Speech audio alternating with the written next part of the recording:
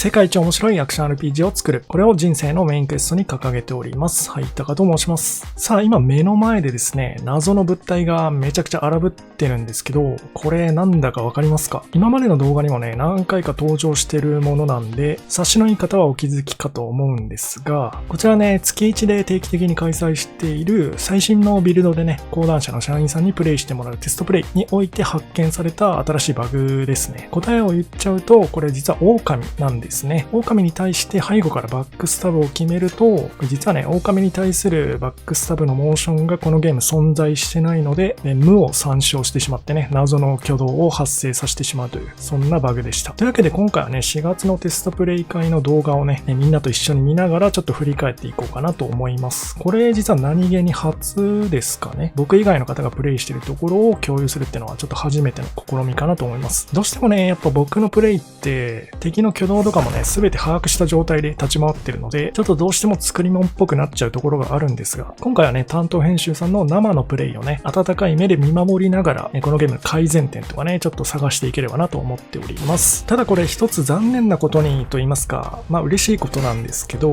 動画の時間がね、これ1時間40分あるんですよね。データ送られてきた時にね、サイズが 8GB って表示されてて、ちょっと一瞬目を疑ったんですけど、その渾身のプレイ動画からね、見どころをいくつかかいつまんでいく形で紹介していきたいと思います。さあ、というわけでタイトル画面からなんですが、これ開発中のビルドなんで、左上にね、デバッグ用の文字列が表示されちゃってますが、これ製品版になるときはね、表示されなくなるものとお考えください。というわけで冒険スタートですね。最初に移動方法とかカメラ操作の説明がありますと。で、チュートリアルの戦闘ですね、見ていきますか。さあ、第1エネミー発見しましたね。ここでロックオンの説明が入ります。右スティックの押し込みでロックオン。続きまして基礎アクションですね。攻撃が2種類と、ガードと回避。初戦の立ち回りなんですが、どうでしょうか。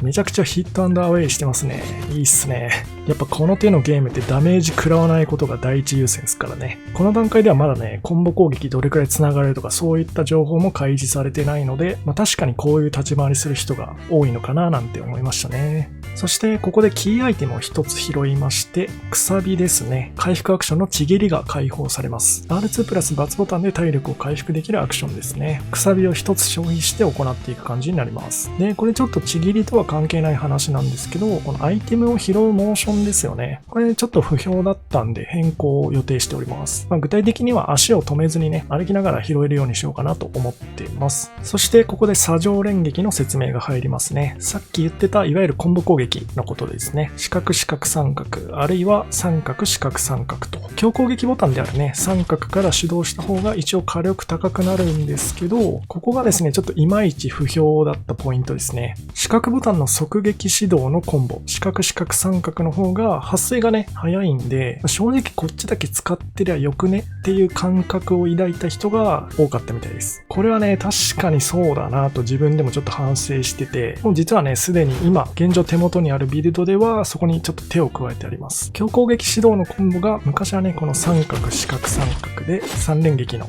コンボだったんですけど、これをですね、4連撃のコンボに改造しました。モーションもね、ちょっと変わってますね。三角四角四角三角と。これでね、単純に火力がさらに上がったっていうのもあるんですけど、それ以上にね、コンボ段数が1段上がったっていうことがでかいっすよね。4連撃のコンボあるんだったらちょっとそっち試してみたいよなってなると思うんで、ここはね、ちょっと明確に強くしてみました。で、あと、まだこちらは実装できてないんですが、ヒットストップですね。このゲームまだヒットストップ実装してないので、今後実装予定ではあるんですけど、今作ではですね、攻撃判定ごとにもうそれぞれ細かくね、ヒットストップを調整できるように実装する予定なので、三角ボタンの銃撃はね、もうその辺でも気持ちよさをめちゃくちゃこだわって演出してあげて、そこでもね、この攻撃使いたいなって思わせられるようにね、しっかり手を加えていきたいと思ってます。次は序盤の強敵枠、ハンマーの敵ですね。初見の時は最撃のチュートリアルが出ます。赤く光る攻撃はガード貫通してくるので、回避でね、対応するようにしましょうという感じです。最撃に関してはスキル習得していけばプレイヤーも使えるようになります。この敵に関してはね、おおむねいい感じではあったんですが、少しちょっと序盤の強敵にしては強すぎるかなという風な感想が多かったです。一応攻撃してない時に殴るとね、ひるんでくれるっていう弱点があるんですが、もう少しね、アーマーを付与するフレームを少なく得してもいいのかなと思いました。あとはこの時点ではね、ジャスト回避のスキルがまだ解放されてなかったんですけど、それもね、スキルツリーの構造を変えて解放できるようにしておこうかなと思います。お次は両手剣持ちのエネミーですね。この時点ではね、すでに方向攻撃のスキルもいくつか習得してるので、戦い方がね、ちょっと変わってきてるのが伺えますね。ただ、ちょっとここに到達した時点でくさびの個数が0個になってるので、このバトルに関してはちょっときついかもしれないですね。一応これは以前から決まってることなんですけど、ジャッターアイテムの方でね、リジェネ効果のある石とかもちょっと実装しようと思ってるので、そういったものが実現していけばね、道中の回復事情に関してはもう少しマイルドなバランスになってくるかなと思います。さあ、リベンジマッチですね。なんか話によると、この両手剣の敵との再戦バトルが一番気持ちよく戦えたっていう風に